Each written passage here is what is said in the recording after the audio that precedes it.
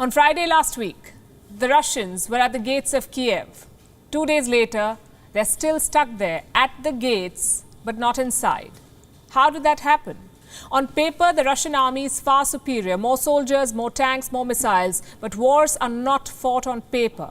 In 2022, they're fought on two fronts, on the battlefield and on social media. Russia is not winning either. We can think of 5 reasons why. Number 1, Russia's strategy. Vladimir Putin had 2 options to wage war, a scorched earth assault or a swift and cheap invasion. He opted for the latter. Putin believed he could drive into Kiev and topple Zelensky. But he forgot rule number 1 of modern warfare, establish air supremacy. Russia could not control Ukrainian airspace. The result, multiple Russian planes were downed all over Ukraine. Reason number 2. Putin underestimated Ukrainian resistance. He thought Russia would be welcomed as liberators. Well, that did not happen.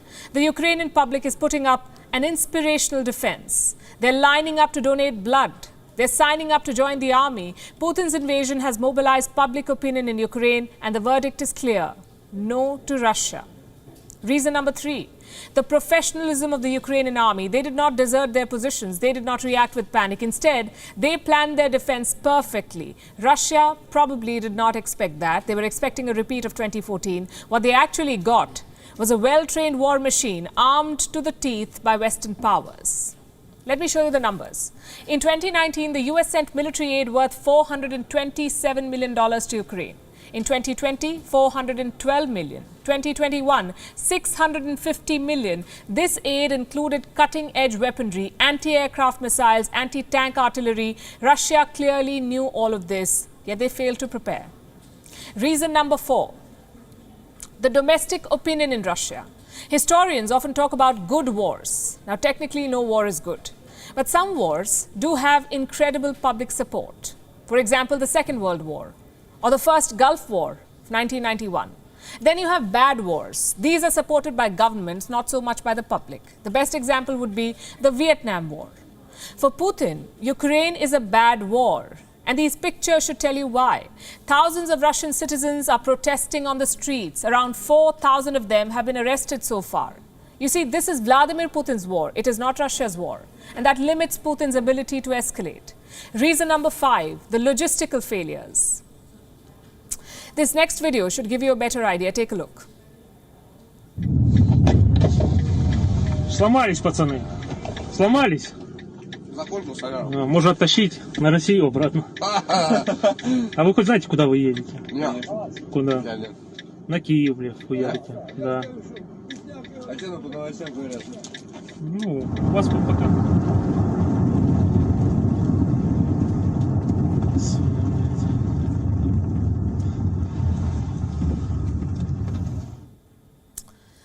That's the real stuff. Russian tanks stuck on the road without fuel.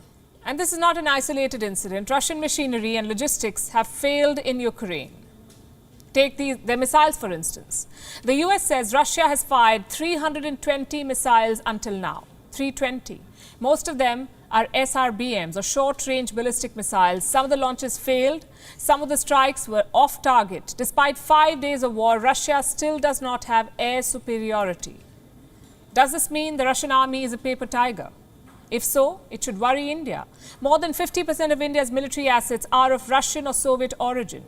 So New Delhi will be watching this offensive very closely. How effective are Russian weapons? How accurate are their missiles?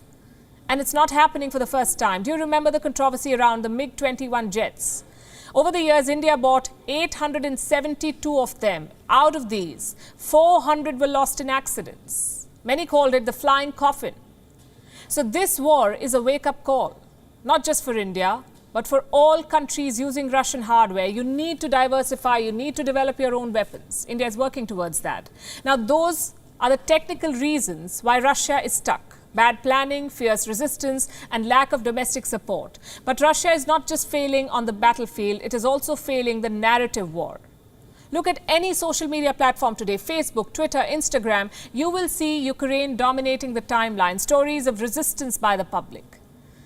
Humiliating memes against Russia, jokes on Vladimir Putin. Clearly, Russia's propaganda machine has failed, and one reason is the Western support.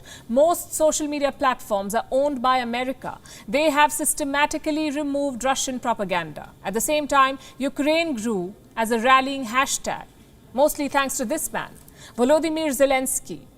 He wasn't a television star for no reason. Zelensky hit the streets of Kiev. He dined with his soldiers. He became the marketing tool for Ukrainian resistance. And needless to say, the people loved him.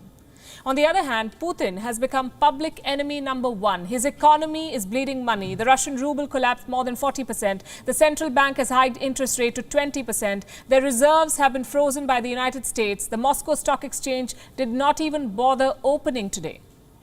And put together, Russian oligarchs have lost $126 billion.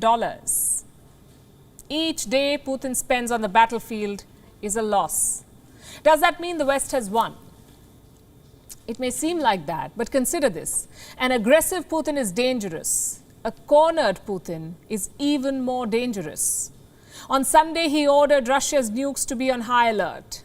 And I'm not saying that Putin will launch a nuclear attack. I'm saying he is willing to leverage the nuclear threat. And that should worry Ukraine, indeed the whole world.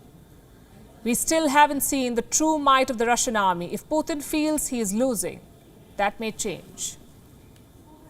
WION is now available in your country. Download the app now and get all the news on the move.